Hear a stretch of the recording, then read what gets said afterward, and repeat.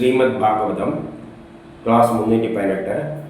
നമ്മളിന്ന് നോക്കുന്ന സ്കന്ധം 11 26-ാമത്തെ അധ്യായമായിട്ട് ഈ ഗീതമാണ്. നമുക്ക് വിഷയത്തിലേക്ക് കിടക്കാം. ഒന്നിൽ ശ്രീകൃഷ്ണൻ പറയുകയാണ്, എന്നെ അറിയുവാൻ സഹായകരമായ മനുഷ്യജന്മം. അപ്പം നേരത്തെ പറഞ്ഞു കഴിഞ്ഞു, ഏത് ജീവജാലങ്ങൾ എത്രയോ തരം ജീവജാലങ്ങൾ ഈ ഭൂമിയിലുണ്ട്. അതിൽ അപൂർവമായി ജനിക്കുന്നതാണ് മനുഷ്യജീവിതം. മനുഷ്യജീവിതത്തിൻ്റെ പ്രത്യേകത എന്താണെന്ന് വെച്ചാൽ, മനുഷ്യജീവിതത്തിൽ മാത്രമേ ആ ബ്രഹ്മത്തെ മനസ്സിലാക്കുവാനുള്ള ജ്ഞാനം നേടാൻ പറ്റുകയുള്ളൂ. വേണമെങ്കിൽ സ്വയം മരണത്തെ മറികടന്നുകൊണ്ട് ബ്രഹ്മസാക്ഷാത്കാരം നേടുകയും ചെയ്യാം. അല്ലെങ്കിൽ കർമ്മത്തിലൂടെയും ബ്രഹ്മസാക്ഷാത്കാരം നേടാം. അപ്പം എന്നെ അറിയുവാൻ സഹായകരമായ മനുഷ്യജന്മം ഭക്തിരൂപത്തിലും ആ ശ്രീഹരിയെ മനസ്സിലാക്കി അതിൽ തന്നെ ചിന്തയർപ്പിച്ചുകൊണ്ട് ധർമാനുഷ്ഠാനത്തിലൂടെ വേദം നിർദ്ദേശിക്കുന്ന വഴിയിലൂടെ കർമ്മങ്ങൾ അനുഷ്ഠിച്ചുകൊണ്ട് പരമാത്മസ്വരൂപിയായ എന്നെ പ്രാപിക്കാം. 2 പുരുഷൻ ജ്ഞാനത്താൽ ജീവൻ ഉപാധിയായ ഗുണങ്ങളോടുകൂടിയ മായയെ മറികടന്നു. പുരുഷൻ ആ ജ്ഞാനം നേടണം. എന്താണ്? ആ ശ്രീഹരിയാണ് ഇതെല്ലാമായി തീർന്നത്. നമ്മിലൂടെയും ആ ശ്രീഹരിയാണ് ആക്ട് ചെയ്യുന്നത്, നമ്മളെ കൊണ്ട് കർമ്മം ചെയ്യിക്കുന്നത്. ആ സത്യം മനസ്സിലാക്കിയിട്ട് ജീവൻ ഉപാധിയായ ഗുണമാകുന്ന മായയെ മറികടന്നു. അതിനാണ് മായ എന്ന് പറയുന്നത്.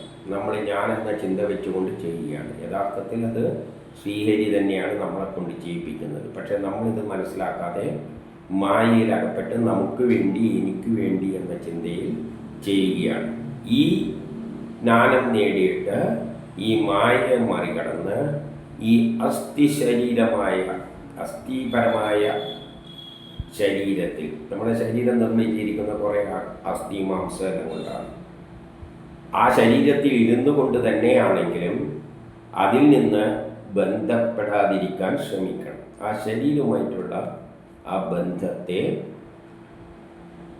ഒഴിവാക്കാൻ ശ്രമിക്കണം. ഇനി 3 ലിംഗം, വയറ്, മൂലാവയെ മാത്രം തൃപ്തിപ്പെടുത്തുന്ന അസത്തുക്കളുടെ സംസർഗം ഒരിക്കലും ചെയ്യരുത്. അതായത് ലൈംഗികപരമായും വയറ്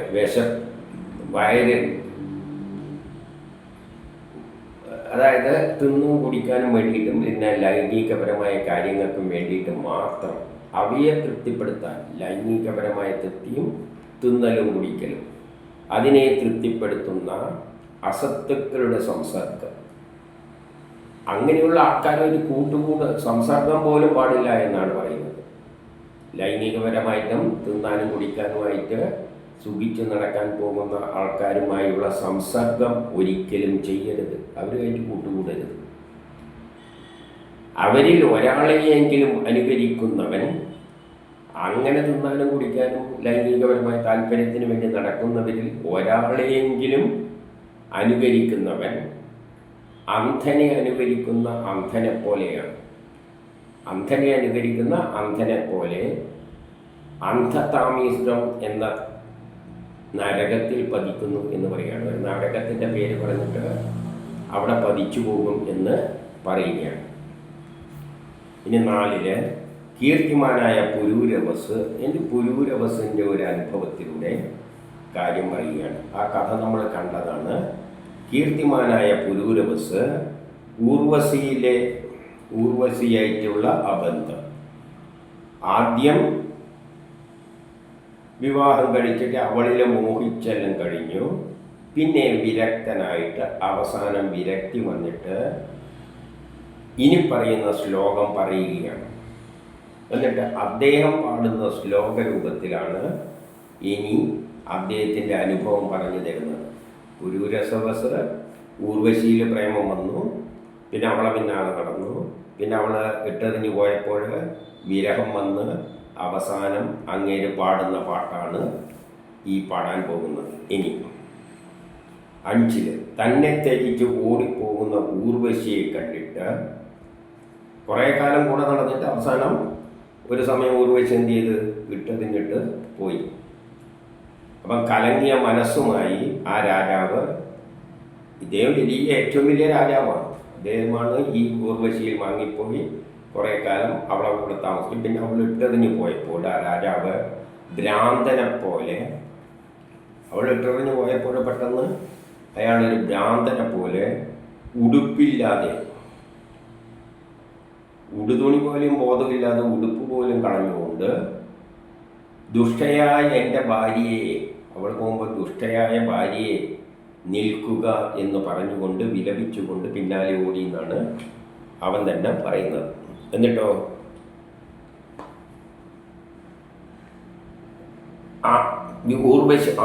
ഊർവശിയിൽ ആകൃഷ്ടയായ മനസ്സോടെ തുച്ഛമായ സ്ത്രീ സംഭോഗം അനുഭവിച്ചിട്ട്, ഊർവശീൻ്റെ ഒപ്പരം കുറേ താമസിച്ചെങ്കിലും തുച്ഛമായ സ്ത്രീ സംഭോഗമാണ് അനുഭവിച്ചത്. അല്ലാതെ 24 മണിക്കൂർ അതൊന്നല്ല, തുച്ഛ നേരത്തേക്കുള്ള സ്ത്രീ സംഭോഗം അനുഭവിച്ച് തൃപ്തിയില്ലാതെ കൊല്ലക്കണക്കിന് രാത്രികളും പകലും കടന്നുപോയി. അപ്പം അദ്ദേഹം ഊർവശിയോടൊക്കെ എത്രയോ കാലം കടന്നു പോയെങ്കിലും ആ പോയ കാലമൊന്നും പുരൂരവസ് അറിഞ്ഞില്ല. എത്രയോ വർഷങ്ങൾ കടന്നുപോയി, എന്നിട്ടും തുച്ഛമായ ലൈംഗിക സംതൃപ്തി എപ്പോഴെങ്കിലും കിട്ടും, അല്ലാതെ ഇത്ര കാലം താമസിച്ചിട്ടും പൂർണ്ണ തൃപ്തി അവന് ഉണ്ടായില്ല. എന്നിട്ട് പുരൂരവസ് പറഞ്ഞു, കാമത്താൽ കലങ്ങിയ മനസ്സോടുകൂടിയ മോഹപ്രവാഹം ഈ വിധമെന്ന് പറയുക പ്രയാസം. എൻ്റെ അവസ്ഥ അപ്പോഴത്തെ കാമത്താൽ കലങ്ങിയ മനസ്സോടുകൂടിയ മോഹപ്രവാഹത്തോടുകൂടിയ എൻ്റെ അവസ്ഥ ഇപ്രകാരമെന്ന് പറയുക പ്രയാസമാണ്. ഊർവശിയെ ആലിംഗനം ചെയ്തുകൊണ്ട് രാത്രി പകലാക്കിയ കാലം, അതെല്ലാം അയാൾ ഓർക്കുകയാണ്. എത്രയോ രാത്രികൾ പകലാക്കിക്കൊണ്ട് അവളോടൊത്ത് കഴിച്ചതൊന്നും അവൾ ഓർത്തില്ല. അതൊന്നും ചിന്തിക്കാതെ അവളെന്ത് ചെയ്ത് വിട്ടെറിഞ്ഞ് പോയി. ഒരു സമയത്തിയപ്പോൾ 8 ഇപ്പോൾ ഇവളാൽ ചതിക്കപ്പെട്ട ഞാൻ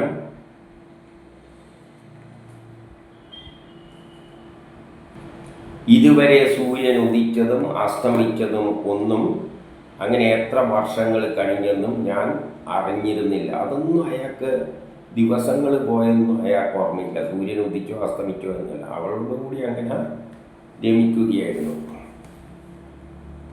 9 രാജാക്കന്മാരിൽ ഇങ്ങനെ ഉത്തമൻ, ഏറ്റവും ശ്രേഷ്ഠനായ ചക്രവർത്തിയായ ഞാൻ മോഹം മൂലം സ്ത്രീക്ക് ക്രീഡോപകരണമായി, അവക്കുള്ള ക്രീഡോപകരണമായിട്ട് മാറുകയാണ് ഞാൻ ചെയ്തത്. ഞാൻ എന്ന് പറഞ്ഞാൽ രാജാക്കന്മാരിൽ ഏറ്റവും ശ്രേഷ്ഠനാണ്. ആ മോഹം അത്ഭുതം തന്നെ, എന്നെ ഇപ്പോൾ അത്ഭുതപ്പെടുത്തുന്നു. ഇതെങ്ങനെ ഞാനിങ്ങനെ ആയിപ്പോയി? രാജാവായ എന്നെ പുല്ലുപോലെ ത്യജിച്ചിട്ട് പോകുന്ന ആ പെണ്ണിനെ ഭ്രാന്തനെ പോലെ വസ്ത്രമില്ലാതെ കരഞ്ഞുകൊണ്ട് അനുഗമിക്കുകയാണല്ലോ. അയാൾ ചിന്തിക്കുകയാണ് 10 രാജാവായ എന്നെ പുല്ലുപോലെ ത്യജിച്ചിട്ട് അവളങ്ങ് പോയി. പോകുന്ന ആ പെണ്ണിനെ ഭ്രാന്തനെ പോലെ വസ്ത്രം പോലും അരയിലില്ലാതെ ഞാൻ അനുഗമിക്കുകയാണല്ലോ. 11 പിൻകാലിനാൽ പെൺകുതിര ആൺകുതിരയെ ചവിട്ടിയിട്ട് പോകുന്നത് പോലെ ഓടിപ്പോകുന്ന ഒരു സ്ത്രീയെ പിന്തുടർന്ന് എനിക്ക് മഹത്വവും ബലവും ഐശ്വര്യവും എവിടെ ലഭിക്കാനാണ്? എൻ്റെ ഇപ്പോഴത്തെ അവസ്ഥ എന്താണ്? ഒരു ഓടിപ്പോവുകയാണ്. പെൺകുതിര പുരുഷ കുതിരയെ പിൻകാലം കൊണ്ട് ചവിട്ടിയിട്ട് ഓടുന്നത് പോലെയാണ് ആ സ്ത്രീ ഇപ്പോൾ ഓടുന്നത്. അങ്ങനെ അവളുടെ പിന്നാലെ ഓടിക്കഴിഞ്ഞാൽ എനിക്കെവിടെ നിന്നാ മഹത്വവും ബലവും ഐശ്വര്യം എല്ലാം കിട്ടുക? അയാൾ അപ്പോഴാണ് ചിന്തിക്കുന്നത്. 12 ആരുടെ മനസ്സ് സ്ത്രീകളാൽ ആകൃഷ്ടരാകുന്നുവോ അവന് വിദ്യ കൊണ്ടും തപസ് കൊണ്ടും സന്യാസം കൊണ്ടും ശാസ്ത്രത്താലും ഏകാന്തത കൊണ്ടും മൗനത്താലും എന്ത് പ്രയോജനം? അപ്പം സ്ത്രീകളിൽ ആകൃഷ്ടരായിരുന്നു കൊണ്ട് തപസ് ചെയ്തിട്ടും കാര്യമില്ല, വിദ്യ നേടിയിട്ടും കാര്യമില്ല, സന്യാസമെടുത്താലും കാര്യമില്ല, ശാസ്ത്രം പഠിച്ചാലും കാര്യമില്ല, ഏകാന്തമായി നടന്നാലും കാര്യമില്ല, മൗനിയായിട്ട് ഇരുന്നിട്ട് കാര്യവുമില്ല. ഒരിക്കൽ മൗനിയായിട്ട് ഇരുന്നിട്ട് നേരെ അവളുടെ അടുത്ത് ചെല്ലുകയാണെങ്കിൽ ഇതെല്ലാം പോയി, ഒരു ഗുണവും കിട്ടാൻ പോകുന്നില്ല. അപ്പം ഒന്ന് മനസ്സിലായിക്കണം, ആത്മീയത വേണ്ടിക്കൽ ഇതെല്ലാം ഉപേക്ഷിച്ച് പോയേ പറ്റൂ. അല്ലാതെ ഞാൻ വലിയ ആത്മീയവാദിയാണ് മറ്റേത് എന്നൊന്നും പറഞ്ഞിട്ട് ഒരു കാര്യമില്ല. ആത്മീയത, ഞാൻ ആത്മീയവാദിയാണെന്ന് പറയുന്നത് ആദ്യം ഇത് ഉപേക്ഷിച്ചിട്ട് കാണിക്കുക, എന്നിട്ട് പറയുക. അപ്പോൾ ഏതെങ്കിലും ഒരുത്തൻ ഞാൻ ആത്മീയവാദിയാണെന്ന് പറയുമ്പോൾ നോക്കണം, അവന് ഭാര്യയും മക്കളും ഉണ്ടോ എന്ന് നോക്കണം, ഉടുതുണി ഉണ്ടോ എന്നും പഠിക്ക് നോക്കിക്കോളൂ, സ്ത്രീകളോട് സംസാരിക്കുന്നുണ്ടോ എന്ന് നോക്കിക്കോളൂ, സ്ത്രീകളോട് പ്രഭാഷണം നടത്തുന്നുണ്ടോ എന്ന് നോക്കിക്കോളൂ, സ്ത്രീകളെ നോക്കുന്നുണ്ടോ എന്ന് നോക്കിക്കോളൂ. ഇതെല്ലാം നോക്കിയിട്ട് തീരുമാനിക്കാം അവൻ ശരിയായ ആത്മീയവാദി ആണോ എന്ന്. 13. ഏതൊരു ചക്രവർത്തിയായ എന്നെ കാള, മാട്, ആൺകഴുതയെപ്പോലെ സ്ത്രീ കീഴടക്കിയോ, ഞാൻ ലോകം ഭരിക്കുന്ന ലോകത്തിലെ ഏറ്റവും വലിയ ചക്രവർത്തിയാണ്. ആ ചക്രവർത്തിയായ എന്നെ കാളനെയും മാടിനെയും ആൺകഴുതേനെയും എല്ലാം സ്ത്രീ കീഴടക്കുന്ന, അതിൻ്റെ നെഗറ്റീവ്, കീഴടക്കുന്നത് പോലെ എന്നെയും കീഴടക്കി. ആ മൂഢനായ, അങ്ങനെയുള്ള ഞാനെന്താണ്? മൂഢനാണ്.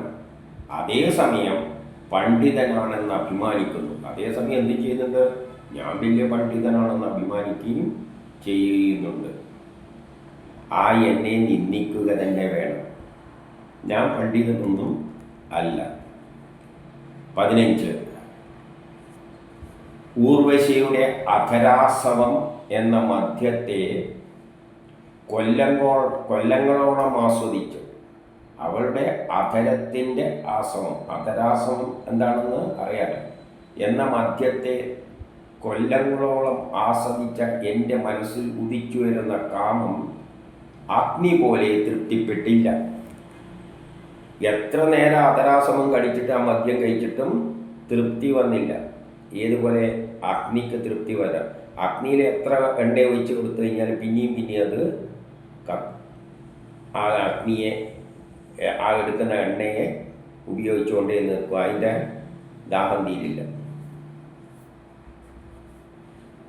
15. ആത്മാവിൽ രമിക്കുന്ന യോഗികൾക്കും ഇന്ദ്രിയ സ്നാനത്തിന് വിഷയമാകാത്തവർക്കും ദേവനായ ഭഗവാന് മാത്രമേ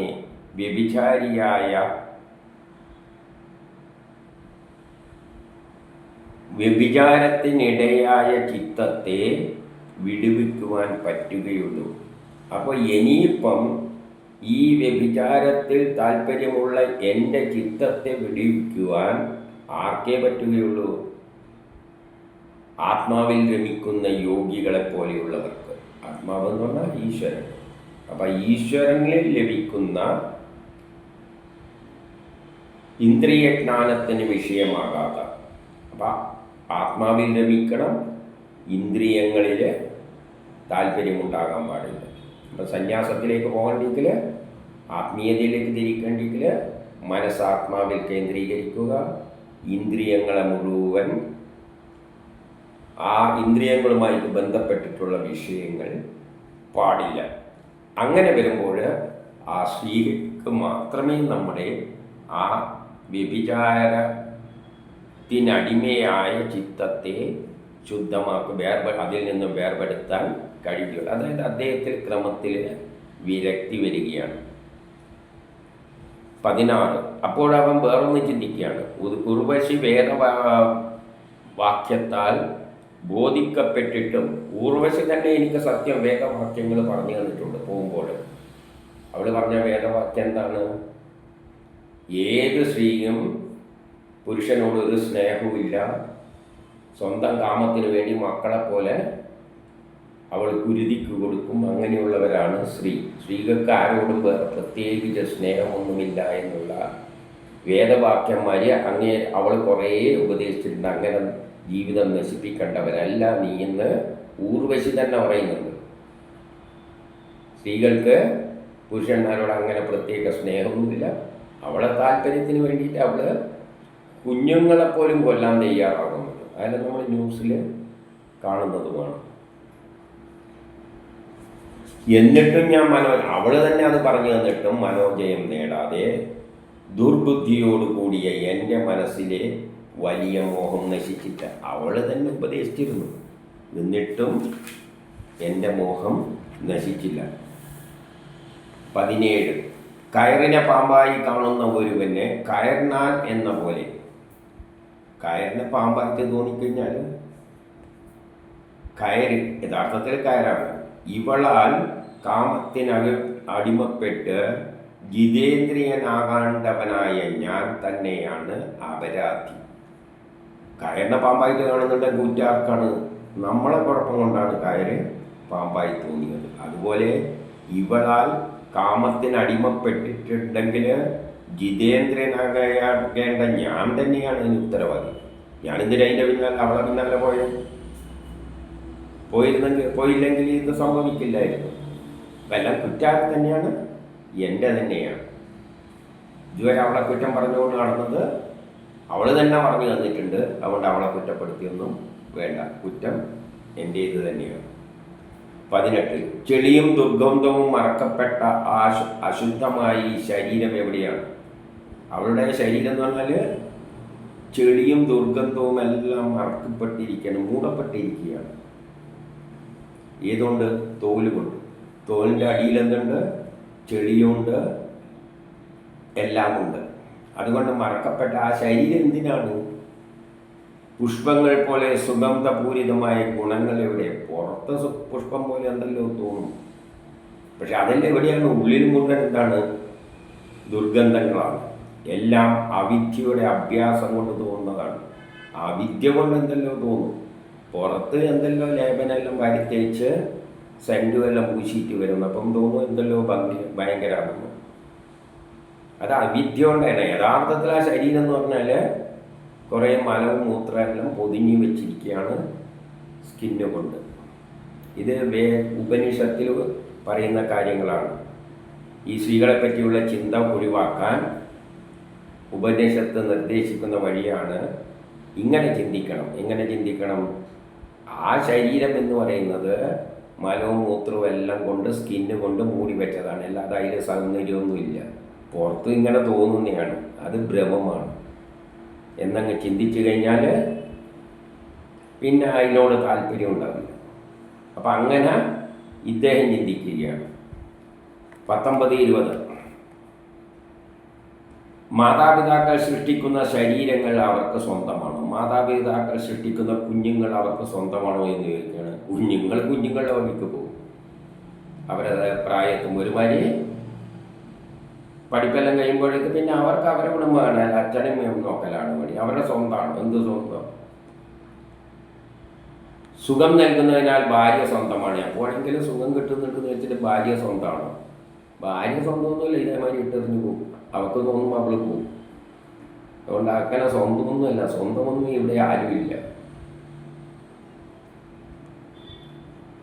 തനിക്ക് അധീനനായവൻ യജമാനന് സ്വന്തമാണോ? യജമാനൻ തൊഴിലാളിയും യജമാനനും. ആ തൊഴിലാളി യജമാനന് തന്നെയാണ്. വേറെ ആരൊക്കെ ശമ്പളം നല്ല തരാമെന്ന് പറഞ്ഞാൽ അയാൾ ഇട്ടെറിഞ്ഞിട്ട് പോകും. അതുവരെ സാർ എന്നും പറഞ്ഞ് പിന്നാലെ നടക്കും. അപ്പം അതുകൊണ്ട് ആരും ആർക്കും സ്വന്തമല്ല.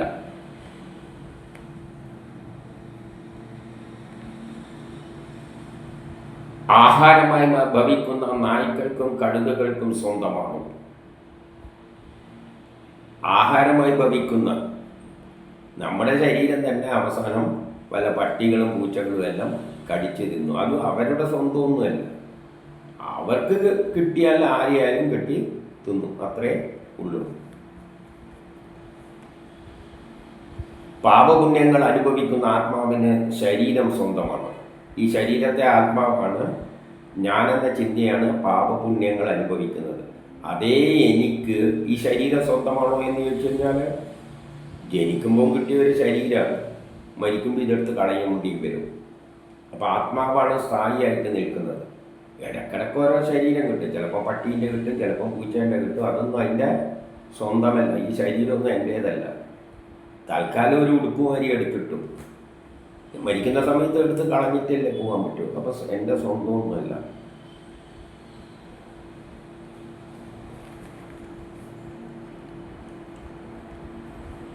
വളരെ അശുദ്ധവും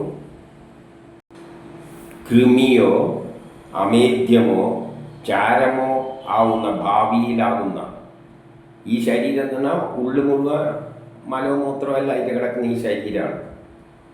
ആ ശരീരം തന്നെ നാളെ എന്തായി പോകും? ചിലപ്പോൾ കൃമിയായിരിക്കും. വെള്ളമെടുത്ത് വീണ് കിടന്ന് ചളിയിലാറ്റം വീണ് കിടക്കുകയാണെങ്കിൽ കൃമിയായി മാറും, അല്ലെങ്കിൽ അമേദ്യമായി മാറും, അല്ലെങ്കിൽ ചാരമായിട്ട് കത്തിച്ചു കഴിഞ്ഞാൽ ചാരമായി മാറും. ഇതെല്ലാം ഭാവിയിൽ ഇങ്ങനെ ആകുന്നതാണ്. അങ്ങനെയുള്ള ഈ ശരീരത്തെ, അവളുടെ ശരീരം അങ്ങനെ തന്നെയാണ്, നാളെ ഇതെല്ലാമായിട്ടാണ് മാറുക. ആ സ്ത്രീ ശരീരത്തെ പ്രിയമായും സുന്ദരമായ മുഖമുള്ളതായും നല്ല പുഞ്ചിരിയോട് കൂടിയവളായിട്ട് നമ്മൾ കാണുകയാണ്. ഒരു സ്ത്രീനെ കാണുമ്പോൾ മുഖം നല്ല കൊള്ളാം, പിന്നെ നല്ല ചിരി, ഇതെല്ലാമാണ് മയങ്ങിപ്പോകുന്നത്. യഥാർത്ഥത്തിൽ ആ ശരീരം തന്നെ എന്താണ്? അതിൻ്റെ അകത്ത് മുഴുവൻ ഇതെല്ലാമാണ് പൊതിഞ്ഞു വെച്ചിരിക്കുകയാണ്. ഇനി ചത്തു കഴിഞ്ഞാൽ അതെന്തായിട്ട് മാറും? ആ ശരീരം കൃമിയായിട്ട് മാറും, അമേദ്യമായിട്ട് മാറും, അല്ലെങ്കിൽ കത്തിക്കുകയാണെങ്കിൽ ചാരമായിട്ടെല്ലാം മാറും. അതിനാണ് നമ്മളിങ്ങനെ സുന്ദരം നല്ല ചിരി എന്നെല്ലാം പറഞ്ഞുകൊണ്ട് ഇരിക്കുന്നത്. അതിലാണ് നമ്മൾ രാഗം കൊള്ളുന്നത്. 21 തോൽ, മാംസം, രക്തം, ഞരമ്പുകൾ, മാംസക്കൊഴുപ്പ് ഇവയുടെ സമൂഹമായ ശരീരത്തിൽ, ഈ ശരീരം എന്ന് പറഞ്ഞാൽ തോല്, അതിനെ കൊണ്ട് പൊതിഞ്ഞു വെച്ചിരിക്കും. എന്തിന്? മാംസത്തെയും രക്തത്തെയും ഞരമ്പുകൾ, കുറേ ഞരമ്പുകളുണ്ട്, മാംസക്കൊഴുപ്പ്, ഇതെല്ലാമായിട്ട് കൂടിയ ശരീരത്തിൽ രമിക്കുന്ന മനുഷ്യർക്ക്, അതിൽ രമിക്കുന്ന മനുഷ്യർ ഏതിന് സമാനമാണ്? അതായത് കുറേ അതും ഇതുമെല്ലാം കൊണ്ടുണ്ടാക്കിയ ശരീരത്തിൽ രമിക്കുന്ന മനുഷ്യർ മലം, മൂത്രം, രക്തം ഇവയിൽ രമിക്കുന്ന കൃമികൾക്ക് സമാനമാണ്. നല്ല ഉദാഹരണമാണ്. ഈ മലവും മൂത്രമെല്ലാം നിർമ്മിച്ച് പൊതിഞ്ഞു വച്ചിരിക്കുകയാണ് സ്കിന്ന് കൊണ്ട്. അതിൽ രമിക്കുന്ന, സ്ത്രീയുടെ ആ ശരീരത്തിൽ രമിക്കുന്ന പുരുഷൻ ആർക്ക് സമാനമാണ്? ഈ മലത്തിലും മൂത്രത്തിലും കൃമി, ചളിയിലെല്ലാം കിടന്ന കൃമി ഉണ്ടല്ലോ, അതിൽ രമിക്കുമല്ലോ കൃമികൾ, അതിൽ കിടന്നിട്ട് ഇങ്ങനെ രമിക്കുന്നതാണ്. അതിന് സമാനമാണെന്ന് പുരൂരവസ് ചിന്തിക്കുകയാണ്. കൃഷ്ണൻ നേരിട്ട് പറഞ്ഞിട്ടില്ല കേട്ടോ, പുരൂരവസ് പറയുന്ന മാതിരി പറയുകയാണ്. ഇങ്ങനെയെല്ലാം ചിന്തിച്ചോണം. ഇങ്ങനെ ചിന്തിച്ചു കഴിഞ്ഞാൽ പിന്നെ സ്ത്രീൻ്റെ അടുത്ത് പോകാൻ തോന്നുന്നില്ല. എങ്ങനെയെങ്കിലും സ്ത്രീയും മക്കളെയും പറഞ്ഞല്ലോ, മക്കളെല്ലാം നിങ്ങൾക്ക് സ്വന്തമാണോ, ബന്ധുക്കൾ സ്വന്തമാണോ, എല്ലാത്തിനെയും കളഞ്ഞു കെട്ടി അങ്ങ് പോകണം ആത്മീയതയിൽ. ഇതാണ് ആത്മീയ പ്രഭാഷണത്തിൽ മുമ്പിൽ സ്ത്രീകളെല്ലാം നിറഞ്ഞു കിടക്കുമ്പോൾ ഗുരുനാഥൻ ഭാഗവതം എടുത്തിട്ട് അധ്യായം ഇന്നത് ഞാനിതാ പഠിപ്പിക്കാൻ പോകുന്നത് ഒന്നും ഇരുന്നൊന്ന് പഠിപ്പിച്ചു നോക്കിയേ, എന്തായിരിക്കും അവസ്ഥ? കളഞ്ഞെട്ടി പോകാനാണ് പറയുന്നത്. 22 വിഷയങ്ങളുടെയും ഇന്ദ്രിയങ്ങളുടെയും സംഗമത്താലാണ് മനസ്സ് കലങ്ങുന്നത്. ഇത്തരം വിഷയങ്ങളുടെയും ഇന്ദ്രിയങ്ങളുടെ, നമ്മുടെ വിഷയങ്ങൾ കാണുമ്പോൾ നല്ലതാണെന്ന് തോന്നും, അത് ചക്കയാണെന്ന് തോന്നും, ഇത് മാങ്ങയാണെന്ന്, ഇത് സുന്ദരിയാണെന്നെല്ലാം തോന്നും. അത് ഏതൊക്കെയാണ്? ഇന്ദ്രിയങ്ങളുടെ. കണ്ണാണ് ഇതിൻ്റെ കുഴപ്പത്തിലേക്ക് ചാടിക്കുന്നത്. കണ്ണും അവരുടെ ശബ്ദം, ആ ഒരു ശബ്ദമെല്ലാം കേൾക്കുമ്പോൾ ചെവിക്കും തോന്നുന്നു എന്തല്ലോ തോന്നിപ്പോകും. അപ്പം വിഷയങ്ങളുടെ ഇന്ദ്രിയങ്ങളുടെ സംഗമത്താൽ ആണ് മനസ്സ് കലങ്ങുന്നത്. ആ സംഗമം ഇല്ലെങ്കിൽ കലങ്ങുകയില്ല. അതുകൊണ്ട് അതൊന്നും കാണാനും കേൾക്കാനും നിൽക്കരുത്. അവരെ ശബ്ദം അടുത്തുള്ളിടത്ത് പോലും നിൽക്കരുത്. അപ്പോൾ ആത്മീയ പ്രഭാഷണം നടത്തുന്നവർ അവർക്കെങ്കിലും മോശം പേടിക്കണ്ടെങ്കിൽ ഇവരുടെ അടുത്ത് നിൽക്കരുത്. അടുത്ത് നിന്ന് കഴിഞ്ഞാൽ കുഴപ്പമാണ്. പക്ഷേ നമ്മളെ ആത്മീയ പ്രഭാഷകർക്കൊന്നും അങ്ങനത്തെ തിരിയൊന്നുമില്ല. ആത്മീയൊന്നും വെറുതെ ഇങ്ങനെ പറഞ്ഞ് എന്തെങ്കിലും പറഞ്ഞ് നടക്കും. അല്ലാതെ അവർക്കെന്താ ആത്മീയം? അവർ പറയും ജീവിതത്തിൻ്റെ ലക്ഷ്യം ബ്രഹ്മസാക്ഷാത്കാരം ഇങ്ങനെയാണെന്നെല്ലാം പറയും. അവർ പറയാം, അതൊന്നും പറയില്ല. ജീവിതത്തിൻ്റെ സാക്ഷ്യം ബ്രഹ്മസാക്ഷാത്കാരമാണ്. അതിനു വേണ്ടത് ഗുരുവിനെ വന്ദിക്കുക, ഗുരുസംഗമം, സത്സംഗമം. എൻ്റെ ചുറ്റും കൂടിയിരുന്നോളുക. ഞാൻ ഗുരുവാണ്. എൻ്റെ കൂടെ ചുറ്റിയിരുന്നിട്ട് ഈ വാചകങ്ങളെല്ലാം കേട്ട് കഴിഞ്ഞാൽ നിങ്ങൾക്ക് മോക്ഷം ലഭിക്കും. ഗുരു തന്നെ സാക്ഷാൽ പരബ്രഹ്മം, ശിവൻ തന്നെയാണ് ഞാൻ എന്നാണ് ഇൻഡയറക്റ്റ്. എപ്പോഴും പറയുമ്പോൾ ഗുരു ഗുരു ആദ്യം തന്നെ പറയുമ്പോൾ ഗുരു സർവ എന്തെന്നാണ്, ഗുരുവാണ് ഏറ്റവും വലുത്, കാണപ്പെട്ട ദൈവമാണ് ഗുരു, ഞാനാണ്. അതായത് ഞാനല്ല പ്രഭാഷണം നടത്തുന്നത്, ഗുരുവാണ്, ഞാനാണ് ദൈവം, എന്നെ നിങ്ങൾ ആരാധിച്ചാൽ മതി. എൻ്റെ ചുറ്റും ഇരുന്ന് കഴിഞ്ഞാൽ ഗുരു സത്സംഗം നടത്തിയിട്ട് ഇങ്ങനെ ചുറ്റും ഇരുന്നിട്ട് ഞാൻ പറയുന്ന വായും പൊളന്ന് കേട്ടുകൊണ്ടിരുന്നാൽ ബ്രഹ്മസാരാകും. എവിടെയാണ് ഇതെല്ലാം പറഞ്ഞു വെച്ചിരിക്കുന്നത്? ഇവിടെ ഇതൊന്നല്ല പറഞ്ഞു വരുന്നത്. അടുത്തുപോലെ സ്ത്രീകളുടെ അടുത്തുപോലെ, അതായത് ഈ പറയുന്ന ഗുരുവിന് ഇരുന്നും താല്പര്യമില്ല, അങ്ങനെയൊക്കെ വേറെ എന്തല്ലോ താല്പര്യങ്ങളാണ്.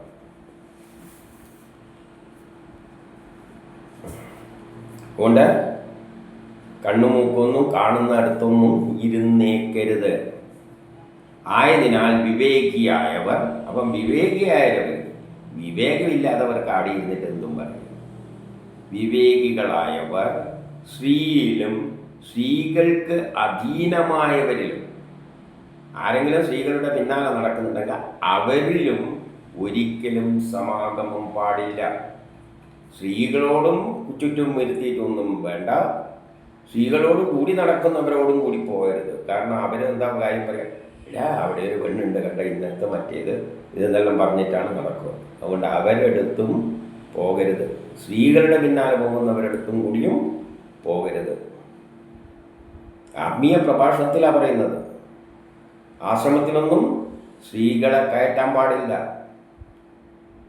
സന്യാസിക്കാനാണ് ആശ്രമത്തിൽ ഇരിക്കുന്നതെങ്കിൽ സന്യാസിയായിട്ട് അങ്ങ് ബ്രഹ്മസാക്ഷാത്കാരത്തിനാണ് ലക്ഷ്യമെങ്കിൽ സ്ത്രീകൾക്ക് പ്രവേശനമില്ല.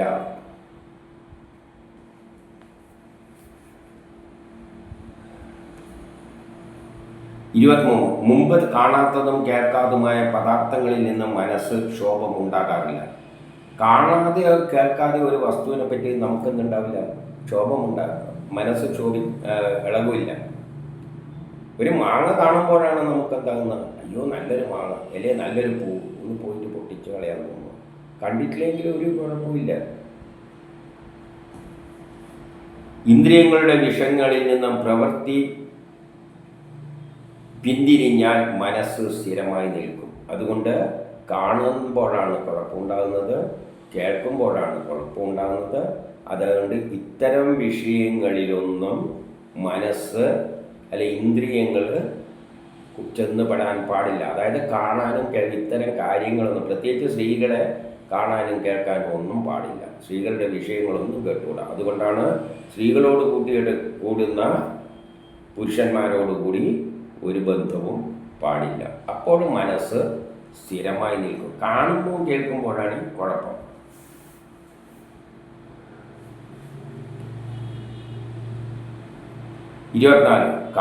കാമം ക്രോധം മുതലായ വിവേകികൾക്കും കൂടി നല്ലതല്ല. എത്ര വിവേകം ഉണ്ടായാലും കാമവും ക്രോധമൊന്നും കൂട്ടിച്ചേർക്കരുത്. അപ്പോൾ എന്നെ പോലെയുള്ള വിവേകികൾക്ക് പോലും കാമവും ക്രോധവും വന്നു കഴിഞ്ഞാൽ അവർ നശിക്കും. പിന്നെ എൻ്റെ കാര്യം ആലോചിക്കണം. ആര് പറയാണ്? പുരൂരസുഖസ്. ആയതുകൊണ്ട് സ്ത്രീകളോടോ അവരോട് കൂട്ടുകൂടുന്നവരോടും സംഗമിക്കരുത്. പിന്നെ അത് തന്നെയാണ് പറയുന്നത്, സ്ത്രീകളോടും സംഗമിക്കരുത്. സത്സംഗം എന്നെല്ലാം പറയുമ്പോൾ സ്ത്രീകളെ വിളിച്ചെത്തിയിട്ടുള്ള പരിപാടി, അതൊന്നും ഭാഗവതം പറയുന്നതല്ല. അവിടെ വെച്ച് ഭാഗവതാണ് പറയുക. പക്ഷേ ഈ വരി പറയുമെന്ന് വെച്ചാൽ പറയില്ല. പറയുന്ന കാര്യം എന്താണെന്ന് അറിയാമല്ലോ. നമ്മളെല്ലാം പണ്ട് എത്ര പാടുപെട്ടതൊക്കെയാണ് സ്കൂളിൽ പോയിരുന്നത്. നടന്ന് എത്രയോ കിലോമീറ്റർ പോയിട്ട് ഇങ്ങനെ. എന്നാൽ നമ്മളെ മക്കളിപ്പോൾ ഇങ്ങനത്തെ കാര്യങ്ങളാണ് പറയുക. ഇത് കേൾക്കുമ്പോൾ മുമ്പിലിരിക്കുന്നവർക്ക് അനുഭവമാണല്ലോ. കൊള്ളാം, ഭാഗവതം നല്ല കാര്യങ്ങളാണ്. ഭാഗവതം പറയുന്നത് ഏതാണ്? കളഞ്ഞു കെട്ടിപ്പോ സ്ത്രീകളെടുത്ത് കാണാനും കേൾക്കാൻ പോലും പാടില്ല എന്നെല്ലാം പറഞ്ഞു കഴിഞ്ഞാൽ പിന്നെ ആരെങ്കിലും ഭാഗവതം കേൾക്കാൻ പോകും. ആര്? ആ മനസ്സുള്ളവർ പോകും. അതാണ് സംഘം, സത്സംഗം. അത് കൃഷ്ണൻ പറഞ്ഞു വെച്ചിട്ടുണ്ട്. ആ ചിന്താഗതിയുള്ള ഒരു ആൾ അവിടെ സന്യാസി ഇരുന്നിട്ട് പറയുകയാണ്, ഇത്തരം കാര്യങ്ങളെല്ലാം പറയുകയാണെങ്കിൽ ഇവൻ ആരും അങ്ങോട്ടേക്ക് പോകില്ല, പോകും. അതാണ് എൻ്റെ ഭക്തർ. ആ ഭക്തരെടുത്ത് ഈ ലക്ഷ്യത്തിൽ താല്പര്യമുള്ളവർ അവിടെ പോയിരിക്കും. അവിടെ സ്ത്രീകളൊന്നും ഉണ്ടാവില്ല. അതാണ് സത്സംഗം. ഈ പറയുന്ന വരെയുള്ളത് സത്സംഗമൊന്നുമല്ല. അവിടെ ഞാൻ ഗുരുവാണ്, മറ്റേതാണ്, കാണപ്പെട്ട ദൈവം ഞാനാണെന്നെല്ലാണ് പറഞ്ഞുകൊണ്ടിരിക്കുക. ഏത് സമയം തുടങ്ങുമ്പം തന്നെ ഗുരു സർവത എല്ലാത്തിനെക്കാട്ടിയും പ്രധാനം എന്നെല്ലാം പറഞ്ഞുകൊണ്ട് അങ്ങ് തുടങ്ങും. എന്നിട്ട് ഒരു ഗുരുവിൻ്റെ ഇത് കിട്ടിയാൽ ഈ പറയുന്നതിൻ്റെ അർത്ഥം എന്താണെന്ന് വെച്ചാൽ ഞാൻ പറയുന്ന അതേപോലെ വിഴുങ്ങിക്കൊള്ളണം. ഞാനാണ് ഗുരു, ഞാനാണെന്ന് പറയില്ല, ഗുരുവാണ് ഏറ്റവും പ്രധാനം. ഗുരുവിനെ എൻ്റെ സംഘമുണ്ടായാൽ അത് ഈശ്വരനോട് ചേർന്നതിനെ പോലെയാണ് എന്ന് പറഞ്ഞിട്ടാണല്ലോ ഇപ്പോൾ ഒരു ക്ഷേത്രത്തിൽ എല്ലാം അടിച്ചു മാറ്റി കൊണ്ടുപോയി. അദ്ദേഹത്തിന് കോടികളാണ് ചാക്ക് കെട്ടിയിട്ട് അദ്ദേഹത്തിൻ്റെ കാൽക്കൽ കൊണ്ടുവച്ച് അദ്ദേഹത്തിൻ്റെ സാഷ്ടാംഗം നമസ്കരിച്ചിരുന്നത്. ആരെല്ലാം സമൂഹത്തിൽ ഉന്നതർ, ഏതോ പോലീസിൻ്റെ തലപ്പത്തുള്ളവർ, സിനിമാ നടന്മാരെല്ലാം പോയി സാഷ്ടാംഗ നമസ്കാരമാണ്. അയ്യപ്പൻ്റെ അടുത്തല്ല പോയി, ഇപ്പുറമാണ് ചാക്കിൽ പണം കഴിഞ്ഞു. എന്താ പറഞ്ഞിരിക്കുന്ന ഈ ഗുരുവാണ്, ഞാൻ ഗുരുവാണ്, ഗുരു എന്ന് പറഞ്ഞാൽ ദൈവമാണ് എന്നെല്ലാം പരോക്ഷമായി പറഞ്ഞുകൊണ്ടിട്ടാണ് ഏത് ആത്മീയ പ്രഭാഷണം നോക്കിക്കഴിഞ്ഞാൽ ഗുരുവിൽ പിടിച്ചിട്ടാണ് പോവുക. അപ്പോൾ 25 ശ്രീ ഭഗവാൻ പറയുകയാണ്, രാജശ്രേഷ്ഠനായ പുരൂരവസ് ഇപ്രകാരം പാടിക്കൊണ്ട് ഊർവശി ലോകത്തെ വിട്ടിട്ട് അയാൾ ഊർവശി ലോകത്തെ വിട്ട് ഇവിടെയാണ് സന്യാസം ആരംഭിക്കുന്നത്. അയാൾ ഊർവശി ലോകത്തെ വിട്ടത് എന്ന് പറഞ്ഞാൽ സ്ത്രീകളുടെ ലൈംഗികപരമായ കാര്യങ്ങളെല്ലാം വിട്ട് വെടിഞ്ഞ് സാധുക്കളോട് ചേരണം. അല്ല, ലോകത്തെ വിട്ട് പരമാത്മാവായ എന്നെ അറിഞ്ഞ് ജ്ഞാനത്തിലൂടെ മോഹം ത്യജിച്ച് എന്നെ പ്രാപിച്ചു. പിന്നെ അവർ എന്നിലേക്ക് വന്നു. ആയതിനാൽ അപ്പോൾ ഊർവശീൻ്റെ കഥ ഇത്ര വന്ന ഊർവശി പുരൂരവസ് എന്ത് ചെയ്തു? ഊർവശീൻ്റെ ലോകം വിട്ടിട്ട് എന്നെ ജ്ഞാനത്തിലൂടെ എന്നെ മനസ്സിലാക്കി എന്നിലേക്ക് പ്രാപിച്ചു. ആയതിനാൽ ബുദ്ധിമാന്മാർ, ബുദ്ധിയുള്ളവർ ദുഷ്ടന്മാരുടെ സംസർഗം വെടിഞ്ഞ്, ദുഷ്ടന്മാരുടെ സംസർഗം എന്ന് പറഞ്ഞാൽ സ്ത്രീകളെല്ലാം കയറ്റി കൂട്ടുകൂടുന്നവരുടെ സംസർഗം തന്നെയാണ്, വെടിഞ്ഞ് സാധുക്കളോട് ചേരണം. ഏത് തരം സാധുക്കൾ? ഇങ്ങനെ സ്ത്രീകളോടൊന്നും കൂട്ടുകൂടാതെ ഒറ്റക്ക് പോകുന്ന സന്യാസിമാരുടെ കൂടെ കൂടണം. അവരുടെ ഉപദേശത്താൽ വിഷയങ്ങളിൽ നിന്നും മനസ്സ് വേർപെടുത്തണം. അവരുടെ ഉപദേശത്താൽ വിഷയങ്ങളിൽ നിന്ന് ഒരു ഈ പ്രപഞ്ചത്തിലുള്ള ഒരു വസ്തുവിലും താല്പര്യം ഉണ്ടാകാൻ പാടില്ല. വീട്, ഭാര്യ, മക്കള്, ജോലി, ഒന്നിലും താല്പര്യമില്ലാതെ കളഞ്ഞിട്ട് പോകേണ്ട മനസ്ഥിതി ഉണ്ടാക്കുന്ന തരത്തിലായിരിക്കണം ഉപദേശം വേണ്ടത്. 27 സാധുജനങ്ങൾ ഒന്നിലും അപേക്ഷയില്ലാതെ എന്നിൽ മനസ്സ് വെച്ച് ശാന്തരായി മമതയും അഹങ്കാരവും ഇല്ലാതെ എല്ലാ ബന്ധങ്ങളും വെടിഞ്ഞ്, ഇത് പ്രത്യേകം എല്ലാ ബന്ധവും വെടിയണം. ആത്മീയത എന്ന് പറയുന്നവരെ ബന്ധം വെടിഞ്ഞിരിക്കണം. അല്ലെങ്കിൽ ഭൗതിക ലോകത്തിൽ കർമ്മം ചെയ്യുക. അർജുനനോട് പറഞ്ഞ്, നീ പോയി അധർമ്മത്തിന് എതിരായിട്ട് യുദ്ധം ചെയ്യൂ, അതിലൂടെ നീ എനിക്ക് വേണ്ടി യുദ്ധം ചെയ്തിട്ട് കർമ്മസന്യാസം, കർമ്മത്തിലൂടെ നീ ബ്രഹ്മസാക്ഷാത്കാരം നേടും. അവൻ്റെ ആഗ്രഹം സാധിപ്പിച്ചു കൊടുത്തുകൊണ്ട് നീ നിൻ്റെ ജോലി ചെയ്യുക, ആത്മാർത്ഥമായി ചെയ്യുക. തന്നെ ലോകസേവക്കായിട്ട് ഉപയോഗിക്കുക. അഹങ്കാരമില്ലാതെ എല്ലാ ബന്ധങ്ങളും വെടിഞ്ഞ് രാഗമോഹാദികളില്ലാതെ എല്ലാവരും സമന്മാരായി കാണണം. അപ്പം സന്യാസത്തിലേക്ക് തിരിയുന്നവൻ എല്ലാവരെയും സമന്മാരായി കാണും. ഹിന്ദു, മുസ്ലിം, ക്രിസ്ത്യാനി, ബ്രാഹ്മണ, ക്ഷത്രിയ, വൈശ്യ, ശൂദ്ര, ആർത്തമുള്ള സ്ത്രീയാണെങ്കിലും ആർത്തമില്ലാത്ത സ്ത്രീയാണെങ്കിലും പട്ടിയായാലും പൂച്ചയായാലും എല്ലാത്തിലും സമം. എല്ലാം ബ്രഹ്മം. ഈ ചിന്ത എത്തിയാലേ പരിപാടി നടക്കുള്ളൂ. അല്ലാതെ ഈ ആത്മീയം പറയുന്നവര് വേദം പറയുന്ന ആത്മാവല്ല, വേറെ ഏതെങ്കിലും ആത്മീയമായിരിക്കും, പക്ഷേ വേദം പറയുന്നതല്ല. 28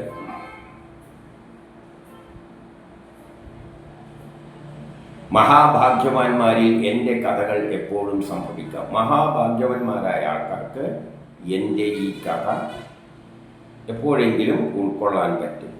ആ കഥകൾ ആദരവോടെ ശ്രവണം ചെയ്ത് സജ്ജനങ്ങളുടെ പാപത്തെ നശിപ്പിക്കുന്നു. ആ കഥകളുടെ അർത്ഥം ഈ തരത്തിൽ മനസ്സിലാക്കുമ്പോൾ അവരുടെ സജ്ജനങ്ങളുടെ ആ ജനങ്ങളുടെ പാപത്തെ, അവരുടെ പാപമെല്ലാം ഇല്ലാതാകും. 29 ഏതൊരാൾ എന്നിൽ വ്യാപൃതരായി എൻ്റെ കഥകൾ കേട്ടും ശ്രവിച്ചും അത് അനുമോദിച്ചും ഗാനം ചെയ്തും കഴിയുന്നുവോ അവൻ എന്നിൽ ഭക്തിയെ പ്രാപിക്കും. ഈ തരത്തിൽ കഥകൾ കേട്ടുകൊണ്ട് അർത്ഥം മനസ്സിലാക്കിക്കൊണ്ട് പോയാൽ എന്നിൽ ഭക്തനായി തീരും. ആനന്ദസ്വരൂപനും അനേക ഗുണങ്ങളോടും കൂടിയ ബ്രഹ്മസ്വരൂപനായ എന്നിൽ ഭക്തി ലഭിച്ച സാധുക്കൾ വേറെ എന്താണ് സിദ്ധിക്കേണ്ടത്? എന്നിൽ ആനന്ദസ്വരൂപനും എല്ലാ ഗുണങ്ങളും തികഞ്ഞ എന്നിൽ ബ്രഹ്മസ്വരൂപനായ എന്നിൽ ഭക്തി ലഭിച്ച സാധുക്കൾക്ക്, എന്നിൽ ഭക്തി ഉണ്ടായാൽ പിന്നെ അവർക്ക് ഒരു സിദ്ധിയും ആവശ്യമില്ല. അവർക്ക് പിന്നെ വേറെ ഒന്നിൻ്റെ ആവശ്യം, എല്ലാം തികഞ്ഞ അതിലേക്ക് പോയി ലയിച്ചാൽ പിന്നെ മറ്റുള്ളതിൻ്റെ ആവശ്യം എന്താണ്? അഗ്നിയുടെ 31 അഗ്നിയുടെ അടുത്ത് ശരണം പ്രാപിക്കുന്നതിന് ശൈത്യം, ഇരുട്ട്, ഭയം ഇവ ഇല്ലാതാകുന്നത് പോലെ അഗ്നിയുടെ അടുത്ത് പോയിരുന്നു കഴിഞ്ഞാൽ തണുപ്പൊന്നും ഏൽക്കില്ല, ഇരുട്ട് പോയി കിട്ടും, അജ്ഞത പോയി കിട്ടും, ഭയമൊന്നും ഉണ്ടാവില്ല. ഇല്ലാതാകുന്നത് പോലെ സാധുക്കളെ സേവിക്കുന്നവന്, അങ്ങനെ സാധുക്കളുടെ പിന്നാലെ പോകുന്നതിന് സംസാര ഭയം, അജ്ഞാനം എന്നിവ നശിക്കും. 32 വെള്ളത്തിൽ മുങ്ങിയവന് തോണി പോലെ ഭയങ്കര സംസാര സാഗരത്തിൽ അകപ്പെട്ടവന് ബ്രഹ്മജ്ഞാനികളായ സാധുക്കൾ തന്നെ ആശ്രയം.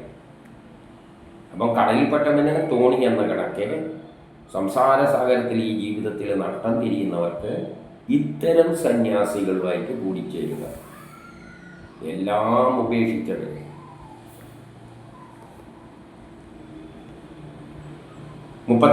പ്രാണികൾക്ക് അന്നമാണ് പ്രാണൻ,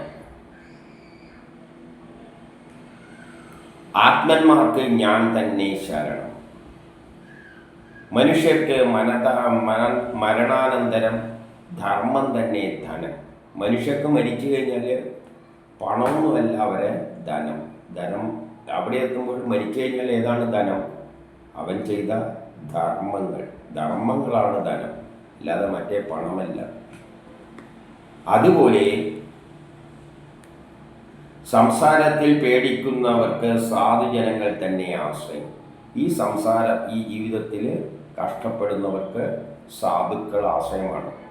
എല്ലാം വിട്ടെറിഞ്ഞ് പോയവരെ പിന്നാലെ പോവുക. അപ്പോൾ അവരെ ഉപദേശിക്കും, ഇങ്ങനെ പോയാൽ മതി, അവിടെ നിന്നത് കൊണ്ട് എപ്പോഴും കഷ്ടപ്പാട് തന്നെയായിരിക്കും, നീ കളഞ്ഞു കെട്ടിയിട്ട് ഇങ്ങോട്ട് പോരിയാൻ്റെ പോലെ അവരെ ആശ്രയിച്ചിട്ട് അവരെ പിന്നാലെ പോയിക്കൊള്ളുക.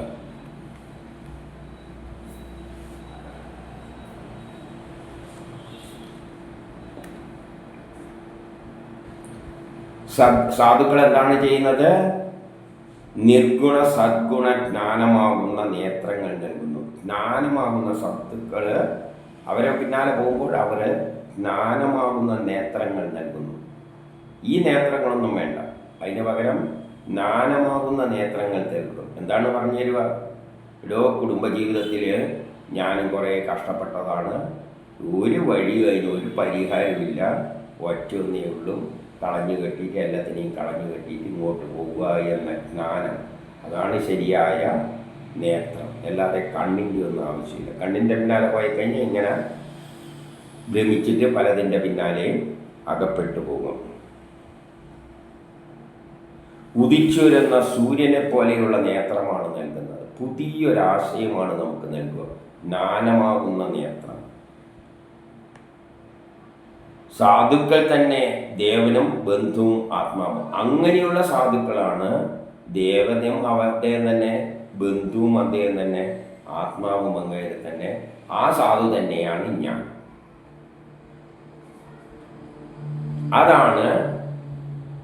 അവനാണ് യഥാർത്ഥ സാധു, അവനാണ് യഥാർത്ഥ ഗുരു. ആ ഗുരു തന്നെയാണ് ഞാൻ. ഇതിനെ പിടിച്ചുകൊണ്ടാണ് ചുറ്റുമിരുന്നിട്ട് എല്ലാവരെയും വിളിച്ചിട്ട് പെണ്ണുങ്ങളെ തന്നെയാണ് വിളിച്ച് മുന്നിലിരുത്തുക. കണ്ടുകൂടാ എന്ന് പോലും പറഞ്ഞിരിക്കുകയാണ്. അവരുടെ അടുത്ത് ഇരുന്നിട്ട് കണ്ട നാട്ടുകാര്യങ്ങളും വർത്താനം. ആദ്യം എന്ന് പറയും, ഞാൻ പറയുന്നതല്ല, ഞാനാണ് ഗുരു, ഞാൻ തന്നെയാണ് ഈശ്വരൻ, ഞാൻ പറയുന്ന അപ്പോഴും അതേപോലെ വിഴുങ്ങിക്കൊള്ളണം എന്നും പറഞ്ഞുകൊണ്ട് പിന്നെ നാട്ടുകാര്യങ്ങൾ ഇവരെ സൂചിപ്പിക്കേണ്ട പല കാര്യങ്ങളും അടിച്ചുവിടും. ഇവിടെ അതല്ല. സാധു എന്ന് പറഞ്ഞാൽ എല്ലാം കളഞ്ഞു കെട്ടിപ്പോയവൻ. അവൻ്റെ പിന്നാലെ പോയി കഴിഞ്ഞാൽ അവൻ ശരിയായ മാർഗങ്ങൾ നിർദ്ദേശിച്ചു തരും. അവൻ തന്നെയാണ് ആത്മാവ്, അവൻ തന്നെയാണ് ശരിയായ ബന്ധു, അവൻ തന്നെയാണ് ഞാനെന്ന് കൃഷ്ണൻ പറയുകയാണ്.